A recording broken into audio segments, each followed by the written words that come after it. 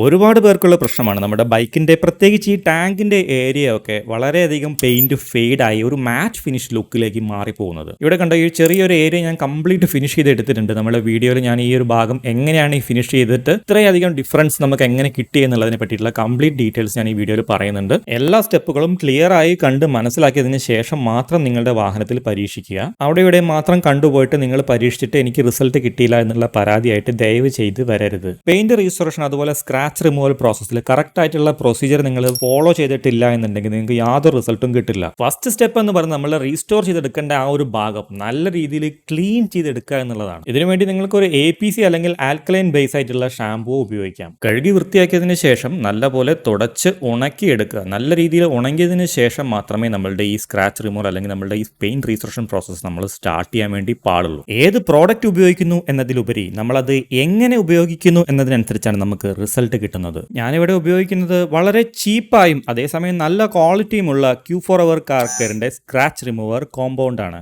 Second step, ഒരു applicator പാഡിന് മുകളിലേക്ക് കുറച്ച് പ്രൊഡക്റ്റ് എടുക്കുക. അതിനുശേഷം ഞാൻ ഇവിടെ ഈ കാണിക്കുന്നത് പോലെ സർക്കുലർ മോഷനിൽ നമുക്ക് എഫക്ട് ചെയ്തിരിക്കുന്ന ഭാഗത്ത് നല്ല രീതിയിൽ അത്യാവശ്യം പ്രഷർ ഉപയോഗിച്ച് റബ്ബ് ചെയ്യുക. പല വീഡിയോയിലും നിങ്ങൾ കാണുന്നത് പോലെ അപ്ലൈ ചെയ്തിട്ട് കുറച്ച് സമയം കഴിഞ്ഞ് തുടയ്ക്കുമ്പോൾ പുതിയതുപോലെ ആകുന്നത് കാണുമ്പോൾ നിങ്ങൾക്ക് തോന്നാം ഇതെന്തോ ഒരു മാജിക് പ്രോഡക്റ്റ് ആണ് എന്ന്. പക്ഷേ അവിടെ അതിന്റെ ബാക്ക്ഗ്രൗണ്ടിൽ നിങ്ങൾക്ക് അറിയാൻ പാടില്ലാത്ത ഒരുപാട് സമയം നമുക്ക് അവിടെ ഉപയോഗിക്കേണ്ടി വരുന്നുണ്ട്. ഒരു റബ്ബിംഗ് കോമ്പൗണ്ടിനും ഒരു തരത്തിലുള്ള മാജിക്കും കാണിക്കാൻ കഴിയില്ല. ഇത് സമയമെടുത്ത് ശ്രദ്ധയോടുകൂടി വൃത്തിയായിട്ട് ചെയ്യേണ്ട ഒരു കാര്യമാണ്. ഒരുപാട് പേര് പറഞ്ഞു കേട്ടിട്ടുള്ള ഒരു കാര്യമാണ് ഇതേപോലെയുള്ള പ്രൊഡക്റ്റിന്റെ ഒന്നും യാതൊരു ആവശ്യമില്ല. ഒരു white colour Colgate tooth paste ഉണ്ടെങ്കിൽ ഇതിലും വൃത്തിയായിട്ട് ചെയ്യാൻ പറ്റും എന്നുള്ളത്. കുളിക്കുന്ന സോപ്പ് ഉണ്ടെങ്കിൽ അതുകൊണ്ട് പല്ല് തേക്കാം, അതുപോലെ തുണി കഴുകുന്ന പൊടി ഉണ്ടെങ്കിൽ നമുക്ക് വേണമെങ്കിൽ കുളിക്കുകയും ചെയ്യാം എന്നൊക്കെ പറയുന്നത് പോലെ തന്നെയാണ് ഈ പറഞ്ഞിരിക്കുന്ന കാര്യം. പക്ഷേ ഓരോ ആവശ്യത്തിനും ഓരോ തരം പ്രൊഡക്റ്റ് ഉപയോഗിക്കുന്നത് പാർശ്വഫലങ്ങൾ ഇല്ലാതിരിക്കാനാണെന്ന് പ്രത്യേകം ശ്രദ്ധിക്കുക. തേർഡ് സ്റ്റെപ്പ്, നമ്മൾ വർക്ക് ചെയ്തിരിക്കുന്ന ഭാഗത്ത് അവിടെ ഒരു പ്രൊട്ടക്ഷൻ അതുപോലെ ഗ്ലേസിംഗ് കിട്ടാൻ വേണ്ടിയിട്ട് നമ്മൾ ഇതിന്റെ മുകളിൽ ഒരു ഗ്ലേസ് ആൻഡ് വാക്സ് എന്ന് പറഞ്ഞ് പ്രൊഡക്റ്റ് അപ്ലൈ ചെയ്യുകയാണ്. റബ്ബിംഗ് കോമ്പൗണ്ട് ഉപയോഗിച്ചു കഴിഞ്ഞാൽ ഇതുപോലെയുള്ള പെയിന്റ് സീലന്റ് അല്ലെങ്കിൽ ഒരു വാക്സ് തീർച്ചയായും ഉപയോഗിക്കണം. ഈ പ്രൊഡക്റ്റ് ഉപയോഗിക്കാൻ വളരെ സിമ്പിൾ ആണ്. നമ്മുടെ ആപ്ലിക്കേറ്റർ പാഡിന് മുകളിലേക്ക് കുറച്ച് പ്രൊഡക്റ്റ് എടുത്തതിന് ശേഷം ഇതുപോലെ അപ്ലൈ ചെയ്ത് വെക്കുക.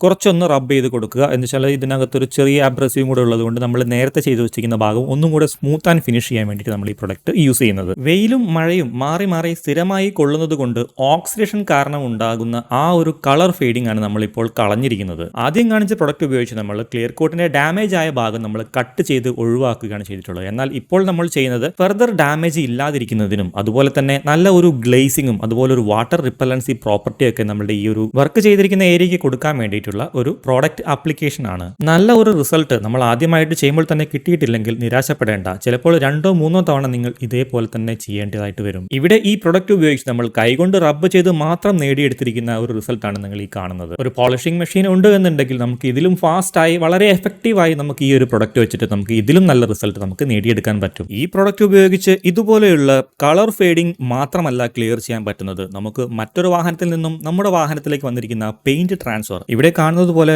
വലിയ ബുദ്ധിമുട്ടൊന്നും ഇല്ലാതെ തന്നെ നമുക്ക് ക്ലീൻ ചെയ്തെടുക്കാൻ വേണ്ടി പറ്റുന്നതാണ്. ഇത് മാത്രമല്ല അത്യാവശ്യം മൈനർ ആയിട്ടുള്ള സ്ക്രാച്ചുകളും നമുക്ക് റിമൂവ് ചെയ്യാം. ഇനി അഥവാ നിങ്ങളുടെ വാഹനത്തിന് മുകളിലുള്ളത് ഇതുപോലെ പെയിന്റ് കട്ടായിട്ടുള്ള അതായത് ബേസ് കോട്ട് കട്ടായിട്ടുള്ള സ്ക്രാച്ചുകളാണ് എന്നുണ്ടെങ്കിൽ ദയവ് ചെയ്ത് ഈ പ്രൊഡക്റ്റ് വാങ്ങി ഇതിനെ കുറ്റം പറയാൻ നിൽക്കരുത്. ഇതുപോലെ പെയിന്റ് മുഴുവനായും കട്ടായി പോയിരിക്കുന്ന സ്ക്രാച്ച് കളയാൻ റീപെയിന്റിംഗ് അല്ലാതെ വേറെ യാതൊരു വഴിയും ഇല്ല എന്ന് മനസ്സിലാക്കുക. അപ്പോൾ വീഡിയോ ഇഷ്ടപ്പെട്ടിട്ടുണ്ടെങ്കിൽ ലൈക്ക് ചെയ്യാൻ മറക്കരുത്. ഇതുപോലുള്ള ഇൻഫോർമേറ്റീവ് വീഡിയോസുമായി ഉടൻ തന്നെ അടുത്ത വീഡിയോയിൽ കാണാം. Bye bye.